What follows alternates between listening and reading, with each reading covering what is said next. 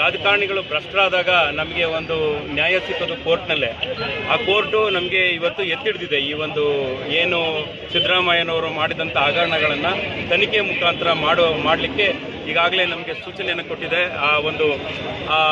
ನಮಗೆ ಹೈಕೋರ್ಟ್ ಎಷ್ಟು ಸ್ಪಷ್ಟವಾಗಿ ಕೊಟ್ಟಿದೆ.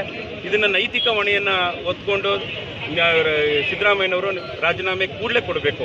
ಯಾಕೆಂದರೆ ಏನು ಹಿಂದೆ ನಮ್ಮ ಸುರೇಶ್ ಗೌಡರು ಅವರು ಹೇಳ್ದಾಗೆ ರಾಮಕೃಷ್ಣ ಹೆಗಡೆ ಅವರ ಕಾಲದಲ್ಲಿ ಒಂದು ಸಣ್ಣ ಫೋನಿನ ಕದ್ದಾಲಿಕೆಯಲ್ಲೂ ಕೂಡ ಅವರು ಒಂದು ಮನಸ್ಸನ್ನು ನಿಸ್ವಾರ್ಥದಿಂದ ಅವರು ಅವತ್ತು ರಾಜೀನಾಮೆ ಕೊಟ್ಟಿದ್ದರು. ಇಂತಹ ಒಂದು ನಿಟ್ಟಿನಲ್ಲಿ ಇವರು ಸಿದ್ದರಾಮಯ್ಯನವರು ರಾಜೀನಾಮೆ ಕಡ್ಡಾಯವಾಗಿ ಕೊಡಬೇಕು. ಅವ್ರಿಗೇನಾದರೂ ಮುಂದಿನ ದಿನಗಳಲ್ಲಿ ಇದನ್ನು ಪ್ರೂವ್ ಮಾಡಿಕೊಂಡು ನಾವು ನಿರಪರಾಧಿ ಅಂತ ಪ್ರೂವ್ ಮಾಡಿದ್ರೆ ಮುಂದೆ ಅವರು ರಾಜಕಾರಣವನ್ನು ಮಾಡಲಿಕ್ಕೆ ಅವರು ಯೋಗ್ಯರಾಗಿರ್ತಾರೆ. ದಯಮಾಡಿ ಈ ಒಂದು ಇಷ್ಟೆಲ್ಲ ಹೋರಾಟವನ್ನು ಅವರು ನೋಡಿಬಿಟ್ಟು ಈ ನೈತಿಕ ಹೊಣೆ ಏನಾದರೂ ಕೊಡದೇ ಇದ್ದರೆ ಅವರಿಗೆ ರಾಜಕೀಯದ